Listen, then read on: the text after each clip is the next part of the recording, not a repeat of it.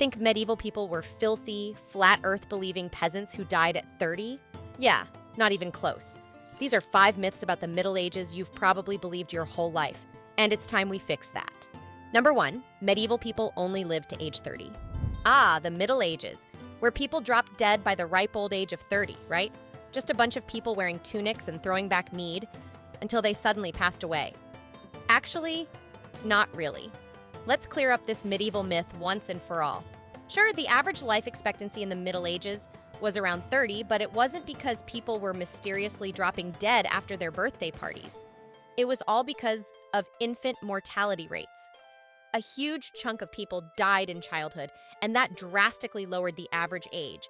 In fact, if you made it past those early years, survived childhood diseases, plagues, and the fact that half your food was likely covered in rats, you could live to 60, 70, even 80. Yep, those people you see in the history books who lived long lives, they were real, not just a myth.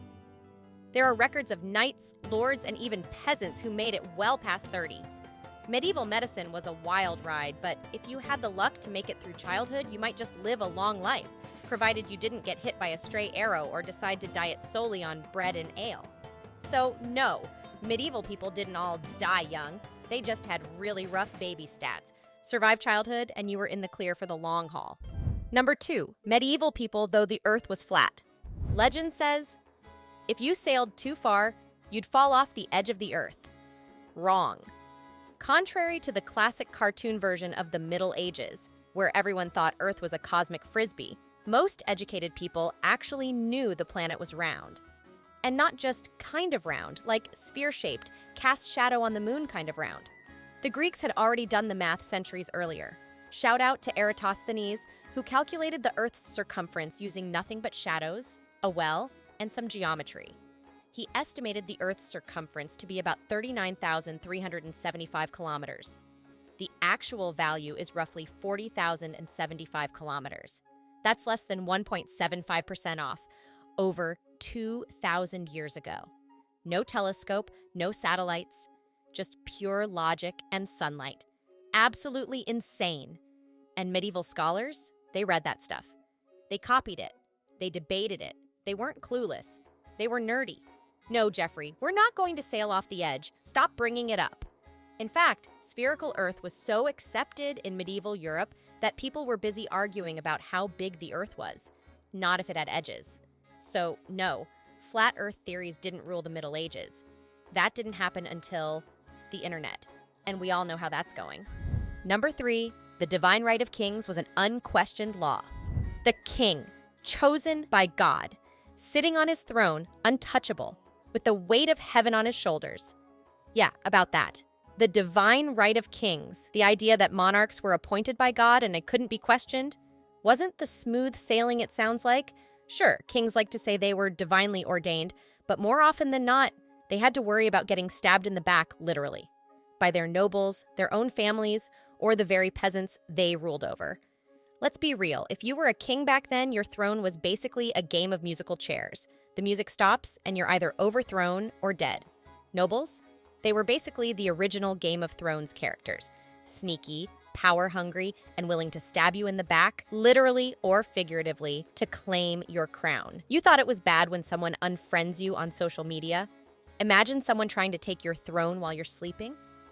And let's not forget the assassinations. If the divine right of kings was so sacred, how come so many kings ended up 6 feet under with no divine intervention? It wasn't all divine blessings. It was more like survive the Game of Thrones, where everyone's plotting your demise, and the only thing that kept you on the throne was your ability to survive political intrigue, rebellion, and a whole lot of bad decisions. Number 4, Columbus was the first to discover America. In 1492, Columbus sailed the ocean blue and discovered a place no one had ever seen before, except for the millions of people already living there, of course. And also, a tall, bearded Viking named Leif Erikson, who showed up 500 years earlier. Around the year 1000 CE, Leif Erikson, Norse explorer and part-time beard model, landed in what's now Newfoundland, Canada. He called it Vinland, probably because cold, windy forest land didn't have the same ring to it. So, yes, Columbus crossed the Atlantic, but he was late to the party. And he also never actually set foot in North America proper. He mostly explored the Caribbean islands, thinking he'd reached Asia. Oops. And let's be clear, indigenous civilizations had been living across the Americas for thousands of years before any Europeans showed up.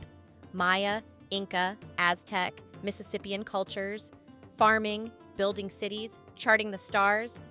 They didn't need a European to find them. Columbus got the credit because Europe loved a good heroic narrative. But in reality, he was more like the guy who shows up late to a house party, then claims he threw it. Number 5. People didn't bathe in the Middle Ages. The Middle Ages, where everyone smelled like wet goat and regret. Or maybe not? Let's clear the air, preferably with rose water. Medieval people did bathe. In fact, public bathhouses were super popular across Europe, especially in cities. You had bath attendants, steam rooms, even scented oils. Some bathhouses were even co-ed. Scandalous, I know. Washing wasn't seen as optional. It was part of religious rituals, personal care, and even medieval dating culture. Want to impress your crush at the next village festival? You'd probably hit the bathhouse first, maybe spritz a little lavender if you're fancy. So where did the filthy medievals idea come from? Things got stinkier later, around the Black Death, when people started to fear that water opened the pores to disease. The idea of washing suddenly became risky business. Combine that with centuries of plagues, bad medical takes, and the collapse of public infrastructure, and yeah, hygiene standards dipped hard. But that was after the early and high Middle Ages, not during them.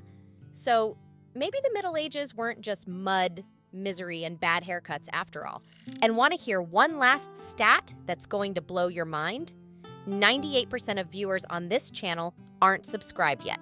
So if you're one of them, don't hesitate to hit that subscribe button to support the channel and help us keep delivering even more unbelievable fun facts.